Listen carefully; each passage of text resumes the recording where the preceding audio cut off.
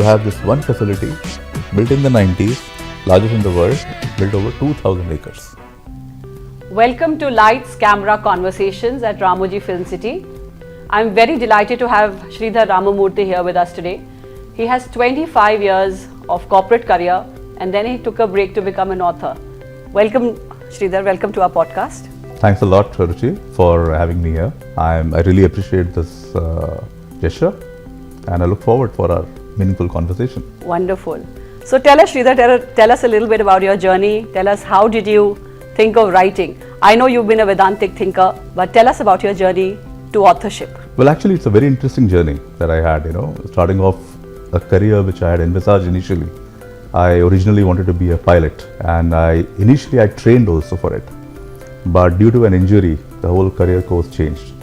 And I got into hospitality, then I got into training, and I got into BFSI.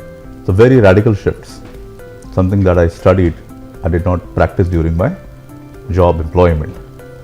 Then long 25 years in the BFSI segment, traversing very different kind of roles. Originally into people development, then I moved into more technical roles like product management. Then I spent some years in consulting, management consulting. So with the plethora of experience that I had, varied experiences, people, product, somewhere around 2010, that's where I sort of lost my dad. And a lot of interactions happened with some real Vedantic scholars. And I always was very curious. Originally when I was a child, I used to read a lot of these comics, whatever was available to us. So at that point of time, Amar Chitra Kathas were available. So I had read most of the stories, whether they are Upanishadic stories or the Itihasic stories. I had read most of them because that was the only data source available. And when this instance happened, when my father passed away, we had sort of organized these scholars to come home, and during the Garuda Purana recital, we made it like a question answer session. As against normally what people do, they just want these people to come and chant and go. But we told them, the scholar, that we like to have a longer session. Subsequent to that, a lot of interest got developed. So while I had the base interest, I started reading a lot of Itihas, like Valmiki Ramayana, Vedavyasa Mahabharata and all that I started reading. Now every time, subsequent to that, when I had a sort of an issue at my workplace, automatically, without me trying for it specifically, answers used to emerge out. Okay, and those answers somehow were customized to the kind of question or the problem that arose. And it was sort of magical. So I decided subsequently that, okay, I need to formalize this and share it with other people also. And imagine, I was always in the sales side of the business, right? The products and all. So we went to our distributors, hundreds of them, covering almost about 85-90,000 odd people. And it really worked.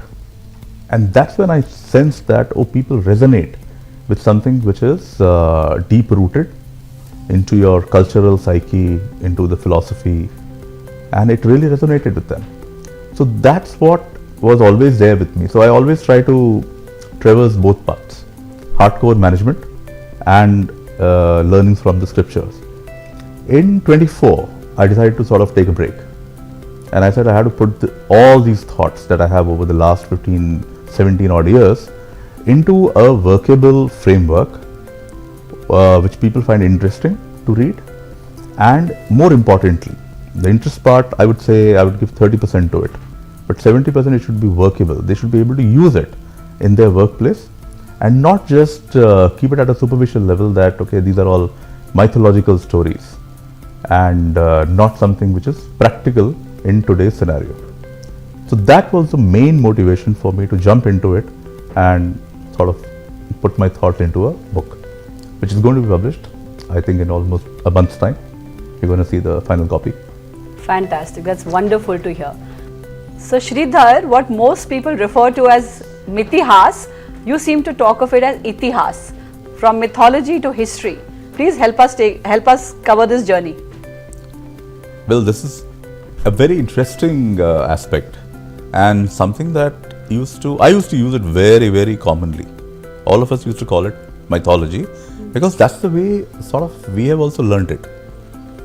But the more and more I had reading these, books, I realized, and discussions with all these scholars, I realized that they are like vastly different. They're like poles apart. Okay. Mythology usually are for things which are myths, and myths are usually fictional things. So if I want people to revere water, I'll create a water god. Okay. There's no evidence of water god being present or having found a mention somewhere. So someone created, a concept called water god, and they develop a story around it. Now such stories, you can call them mythology. But when it comes to Itihas, and when I say Itihas, I usually refer to the two books. Sorry for mentioning the word books also. We don't believe in books. The two stories that are there, Epics. which are epics. You can call them epics, yeah. Ramayana, Valmiki Ramayana, and Vedavyasa Mahabharata. They are also part of our Itihas. The word Itihas in Sanskrit itself means as it happened. Itihas. Itihas. So as it happened. And the entire knowledge is not captured in any books. Now, if you want to go and find a reference through a book, now when papyrus came, when people started writing on inscriptions, stone inscriptions, bronze inscriptions, paper, all this happened in the 80s, right? So let's say in the 5th century, people started noting it down. But we never had that tradition. So Itihas has come to us through some sort of like civilizational memory. Okay? And filtered, and that's the best way to receive knowledge. Because what happens is, if there are millions of people talking exactly the same thing with no aberration, a paper can always be changed by the king or by the ruler of that particular era. But civilizationally, no one has put a gun on anybody's head to say exactly the same thing without any aberration. So if you look at all our Shrauta literatures, which are the Vedas and subsequently the Itihas, they have been transferred to people like a civilizational memory. And they are part of our consciousness. There have been evidences. So if you look at a way a certain puja happens, you look at the prevalence of these characters who are there in Itihas across the country. They have traversed throughout the country. So there are historical evidences, okay, archaeological. In these texts, in this civilizational memory I'm talking about, there are inferences of nakshatras, okay, which is so precise. Certain events which have happened, which happens only once in a millennia, they are so precise, it matches so well that we decide to call it Itihas. And Itihas, just for clarification for everyone, Itihas does not mean historical. There is a vast difference between the word Itihas, because it means as it happened. History has a little Western connotation to it. History basically means that it has to be evidenced in a certain way. Okay, and they're quite rigid about it. My whole context is, why should you conform yourself to a certain platform or a certain framework which your culture never supported or never believed in? Okay, our culture always was based on civilizational memory. So that's why we decided to call it not a historic, not a mythology, but Itihas, as it happened. Because millions of people remember it, and they have created structures around it over several millennia. Now, the archaeological findings, as technology is improving, there are geothermal scanners and all those kind of things. The evidences are coming out which are dating several tens of thousands years before Harappa. At one point of time, we all thought that that's the oldest, right? Now we are finding statues which are almost, dating back to 35,000 BC. So it all matches. And the most accurate matching, where it can't even go haywire by a microsecond, are the nakshatra movement, astrological signs that are mentioned in these. For example, Mahabharata war, birth of Krishna, birth of Rama, Rama's exile. All these are evidenced through these different kinds of reference points. So why should we call them, restrict them to being Itihas or a mythology, which is basically a concocted story? Very well explained, very well articulated. Thank you so much. I'm sure our audiences are going to benefit from this. My next question to you would be, you've taken this ancient knowledge, this wisdom, and you've really distilled this into very modern day usage. How is this applicable to a modern leader? A very good question again. So let's refer to some easy reference points from our scriptures, right? And let's say Bhagavad Gita. And the most common one, like what do you remember from Bhagavad Gita, the most common shlok? Karmanyevadhikaraste. Bingo. So all of us have known this, and courtesy the Chopras, B.R. Chopra. Mahabharata, right? Every Sunday it used to play in the background, so we remember them as songs. Yeah.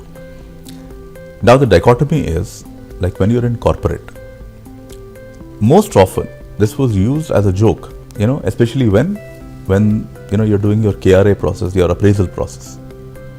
And when the person says, where's my bonus? Am I going to get an increment? So the reference used to be, haven't you heard about this shloka? Karm kar, phal ki chinta mat kar. Exactly. Karm kar, phal ki chinta kyun kar raha hai? So it turned out to be a joke. So my question was always that if this was such a pivotal, important, shloka, an important piece of knowledge, then why aren't we using it literally or metaphorically or philosophically in our daily lives? And forget the daily life part. We spend a lot of time in our work, corporate. So why don't we practice it to the T? So I always found that the reference books that we have, they are technical. Okay?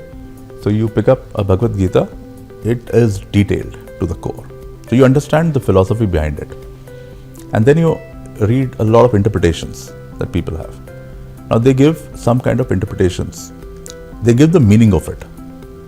And without much of applicability, without much of context. They say this is what it means.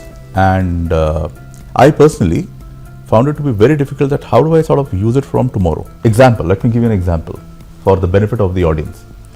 Let's say I'm a sales leader and I want to plan a strategic meet. Now with this in the background, what do I do? How do I start? And we are all unfortunately or fortunately very attuned to standard operating procedures, manuals, step-by-step account of how a thing is done. So I had no clue of doing it. But what do I do? How do I start this whole thing? So I said, okay, maybe this is a gap. And me being in the corporate with that experience, where our job revolves around finding the product gap, customer gap, demand gap. I said, this is a big demand. That people clearly worship this sort of text.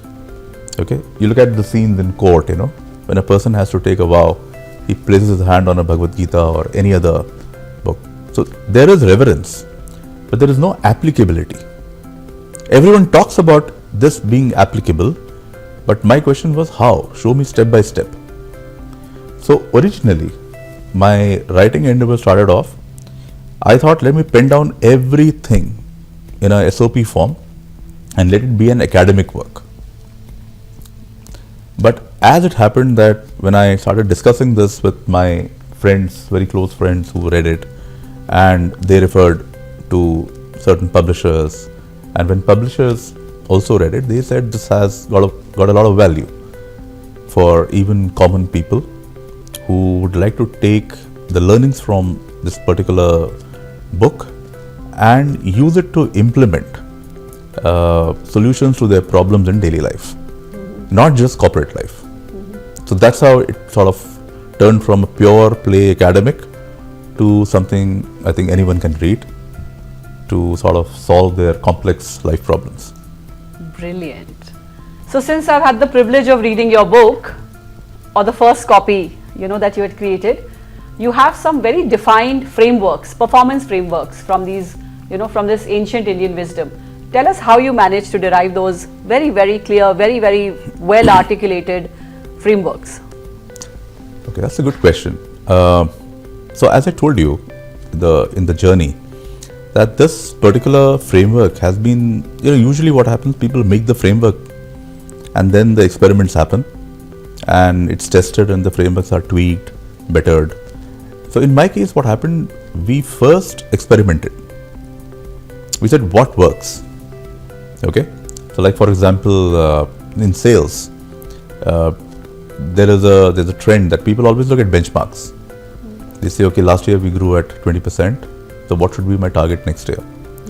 So it will be 20%, 25, 30, whatever. And then they look at benchmarks, commonly available benchmarks. This is a usual trend, right? Your historic trend, market trend. So, bottoms up, yeah, top down. Now you give any kind of a sort of a, if I can use the word wacko number, people say that this can't be done. And where I got involved very closely with these kind of sales teams, they could be either in some kind of a silo or at a large organizational level. There was a challenge that can we do the unthinkable. That's how the whole approach was done. If we have to do the unthinkable, what should be the process? We tried to retrofit several things. Now, while we were developing it, there were a lot of frameworks available, commonly available frameworks, which have a Western antecedent.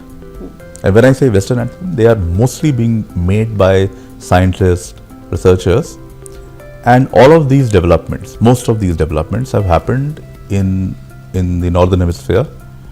Okay, certain countries, certain universities, I don't want to name them, and in the last 25-30 years, the management thought has developed.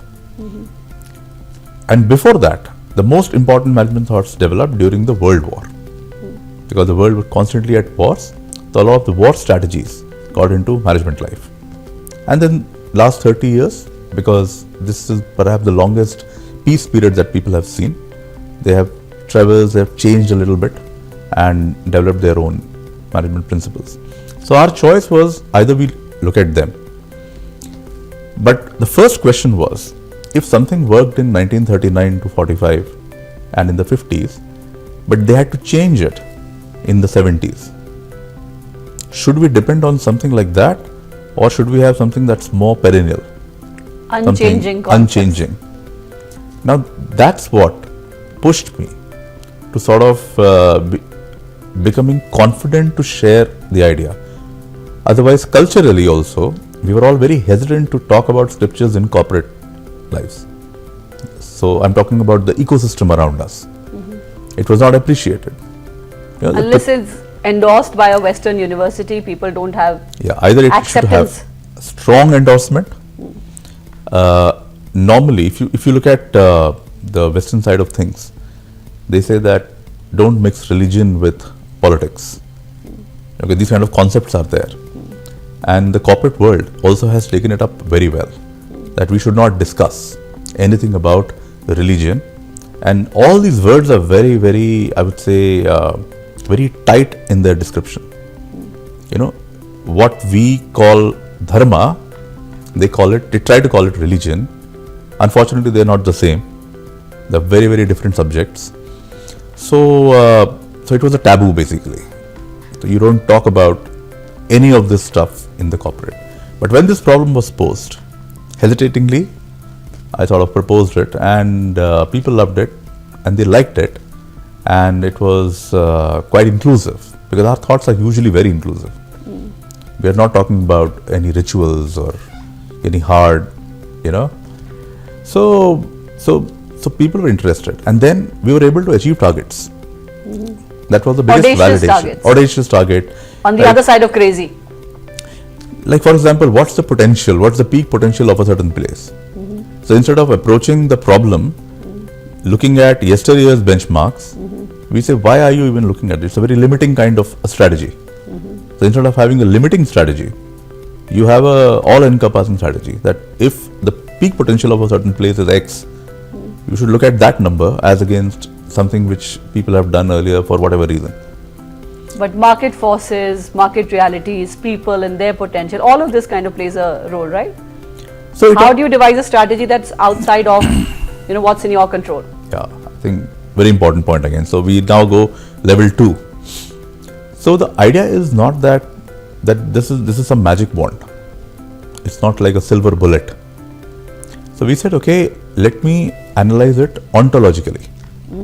And when you talk of ontology, what does it mean? It means the way of being of certain things. That why a thing is the way it is. You start analyzing it. So why people perform, why they act in a certain manner. Now when you get deep down into these things, you get some kind of commonality. Okay, you get those triggers, that how you look at things. So those help me to get my basis for the performance framework. So to simply put, the framework goes like this. You have Sandarbha, which in English is called context. Okay. Now if for example, we are in the studio, there is this camera, right, all around us. Now if the camera lens is not clean, or it's not clear, or it has a certain color on it, how would we appear in the final output? Blurred, colored, unclear. Could be anything, right? Then there is zoom, there is focus, all of those things changes. So it all depends on the lens. The entire world is going to watch us basis that lens, right? So first, what should be made very clear? The lens. So that is what Sandarbha deals with. And there are a lot of tools also given in that book, so that a person who doesn't understand this theory, for them there is a step-by-step guide as to what they are supposed to do to get their context clear. But despite doing that, we all have minds that has memories, that have experiences. They often come in between. Also biases. And biases, exactly.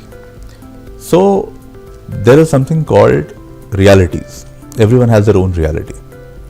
I watch the world from my own frames of references, and my past experiences come in the way. Also, who I am as a person and what I view as good, bad, right, wrong also interferes with my sense of perception and reality. Absolutely. You look at certain developments, and I think politics give you the best arena to sort of look at such issues. Look at the war that is happening around us. So you go to both the parties and ask them who's wrong, whose lens is more correct. They both have equally convincing lenses. So second comes your lens, the way you perceive your reality. Okay, so first is Sandarbha, then your reality, how you perceive it. So basically it means there is a workable area. It works on your perception. Now after that you say, okay, I decide, I'm clear about it, I'm clear about the intent, I'm clear about my lens, and now we decide what is to be done. So there is this target that I have taken, I'm very clear about it. But the moment you do that, there is something hidden deep inside you, which is your brain's ability to, the fight and flight that we often hear. The brain designed in a manner that it wants to keep you safe. So if you want to take some kind of crazy targets, it says, why are you doing it? Go towards safety. Okay, don't take a risk. So you have these thoughts, thoughts from within. Or limiting beliefs. And they are like killing. They are paralytic in nature, They'll paralyze you towards performance. So even if your team member is giving an idea as to how to achieve that particular target, these beliefs will come out and limit you to an extent that you probably will feel paralyzed, which we've called manovigna. So these are limiting beliefs. So how you sort of overcome those beliefs. And once you've done that, then of course we come to our classic karmanyevadhikarasya, karma karo. So what kind of karma? Karma karna means you can do some things, okay? But to achieve a certain target, you have to take the right actions. So I'll want to give you an example here. So think of an example that you're not well, you're unwell, you have fever, but you want to drive the car from point A to point B. So mentally you are not there, but you have to go from point A to point B. So what are the skills that are required for you to go from point A to point B? I'm in a car. You're in a car. I should know how to drive. I should be in a position to get into a car. Right. I should have my vision right, and I should be able to drive. But suppose you're getting a feeling that you can't drive. What happens then? Yeah, I'm paralyzed. It's a debilitating feeling. I don't think so I can move forward. So even in that state, if you follow all the steps correctly, which basically means there is fuel in the car, your battery is okay, the lens of my screen is clear. it's clear. Okay, I'm physically able. Yeah, and you take all the steps. You put the car in the gear. I'm talking about a manual shift. Automatic makes it even more easy. And if you do all the steps correctly, will the car go from point A to point B or not? No. So everything else, as long as you're taking the right actions, it doesn't matter whether you have manovigna or you don't have those limiting beliefs. If you're taking the right actions, the probability of you achieving success is the highest. In Gita also, there is a very profound, shloka, which primarily translates to that there are 5 things needed for successfully achieving the results. That is the person himself, the tools, there is the processes, there has to be strong ichha, and there has to be the Devi Kripa. These are the 5 elements, right? Now, what is controllable in this? The first 4 are controllable, they are linked with you. The 5th one is, as we call in modern language, we call them destiny, right? So, what is in your control that can be achieved through right actions? So, what Karmanya Vadikara say, let me come back to the efficacy of that shloka. They say that as long as you're doing these 4 things correctly, and you have analyzed, over-analyzed, you've done everything, and you take the right actions, don't worry, you'll get the results. And we have tried it in real life situations. As long as you're taking the right actions, your success is guaranteed. And that's what the framework is all about. Now, from a corporate standpoint, you need to keep repeating it again and again. So we've added another layer called recommitment. But how do you repeat it again and again? So make it like a repeatable success. So that's what the whole entire Itihas performance model framework is all about. Fantastic. You said something very interesting. You said dharma is loosely translated as religion. Right. Just very quickly tell us what dharma really is. Okay, dharma, again there is no one definition, right? So dharma is as per the current context, as per your shakti, as per your position, what you're supposed to do in that situation. So there is a context there. So who you are in that context, what is your power, and you have to also balance everything around you. So which means the ecosystem that you're working in, the larger nature of things, whatever action you take which doesn't disturb the nature, it's not out of your nature, your inner nature, where you don't get that gut feel that I'm not doing it right, this is not right. Because you have an internal compass as well, which triggers you. And there are broader guidelines given to us through our Vedas. Okay, very broad level. They are not rigid. They are broad level, they are contextual, they are as per the times. A combination of all of this comes together as dharma, which loosely we can say our duty. So if you ask me, can you print dharma in a book? My answer would be no, I can't. Because it has so many dimensions to it. It is subjective. It's not like commandment. So it is subjective. So the same action if someone else takes in a different context, we can call it wrong dharma or adharmic, but in the right context it becomes dharma. That's the beauty of it. And in my view, this concept of dharma is the most applicable because it's most fluid, most adaptable. It's like water. It takes the shape of the container that you put in. So I think it's the most applicable. Rules, not to say that rules are bad, but rules are also for animals, right? You train your pet, you tell it rules, you give it rules that you're supposed to, when I raise my finger, you're supposed to jump on your paws. Those are like rules. There's no context out there that in a different context the pet will do something else. It will always do the same thing no matter who does it. But humans are not like that. We have a mind, we have a very complex framework running inside us. So dharma is very contextual, and those are set of right actions you take in a given context. That is dharma according to me. Fantastic. Anything you'd like to tell budding authors about your process of writing, about how they should think, how they should align their thoughts, how should they pen it down? I think the most important thing, and this is out of experience, there is no theory around it. I think we've often in corporates, we have learned this something called sandwich technique, right? So you have the main patty in the center, and then you have embellishments on top of it. Okay, one below and one above. Get your main idea, the main theme of your whatever you want to write, pen it down somewhere, and refine it to whatever degree possible, because that's your core. So in case of, for example, in case of my book, the first book, this framework was important, which was tried, tested with thousands of people. So I first wrote this, and then I referred it to several people who were involved in that process to sort of refine it. Once this refinement happened, after that I kept that, I inversed the whole thing. I said, tell me why would this not work?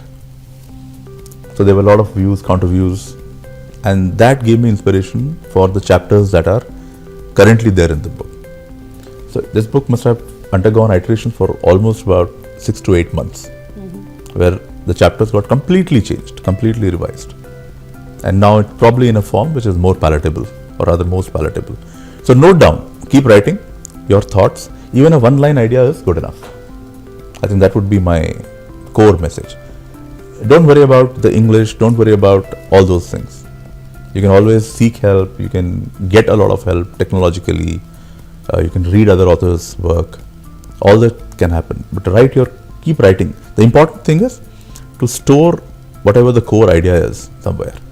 And crystallize the concept. It will happen eventually. When you start writing, when you're in the flow state, most of the writers use this term called the flow state. When you're in the flow state, things will emerge.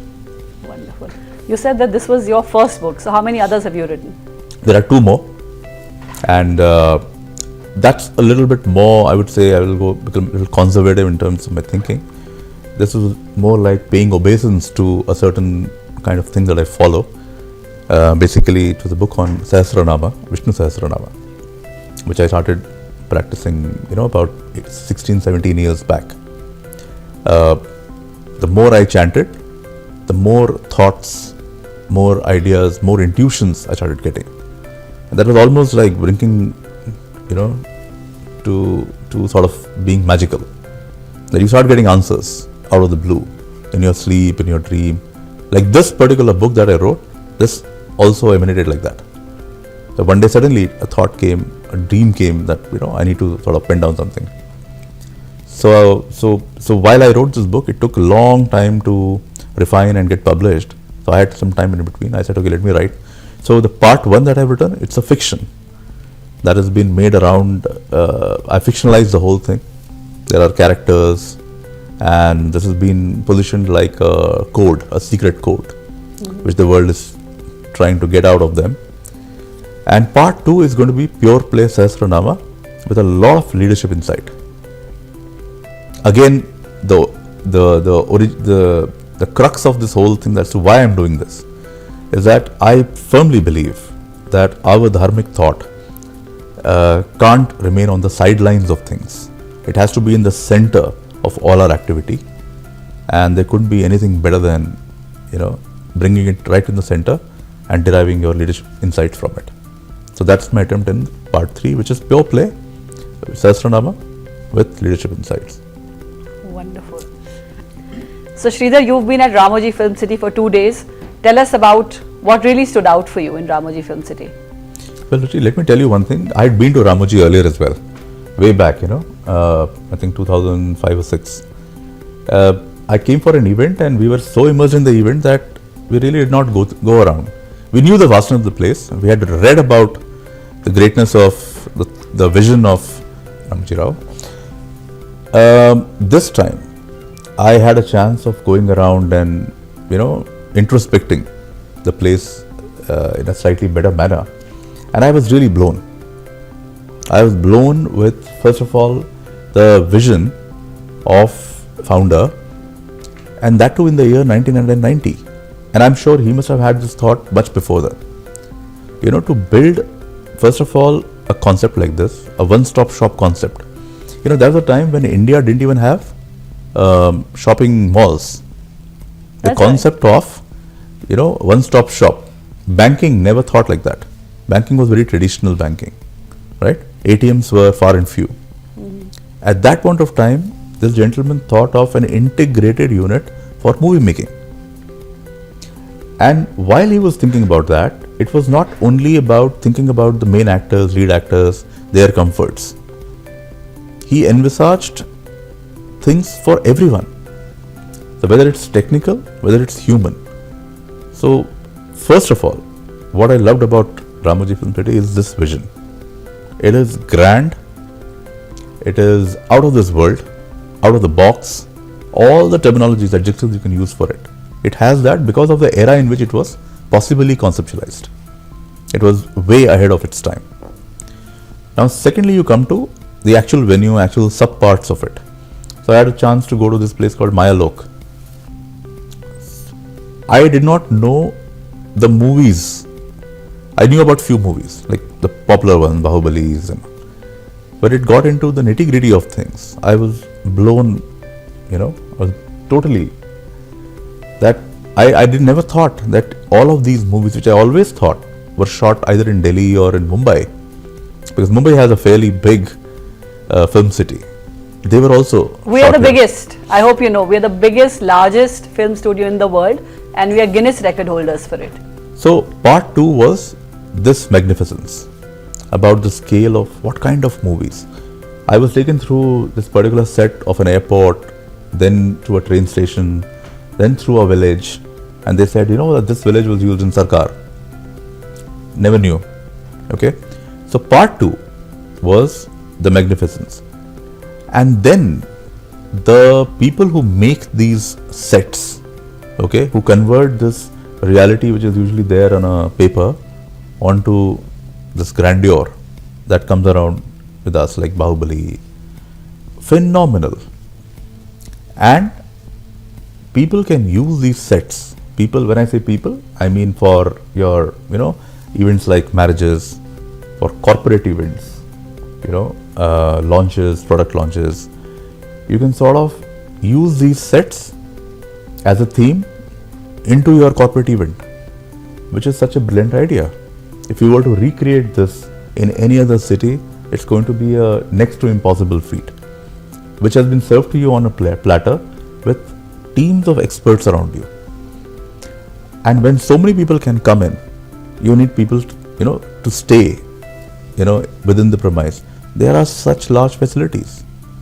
There is a facility for, I would say, the lower income strata, 1,000-bedded facility, which is again mind-blowing idea.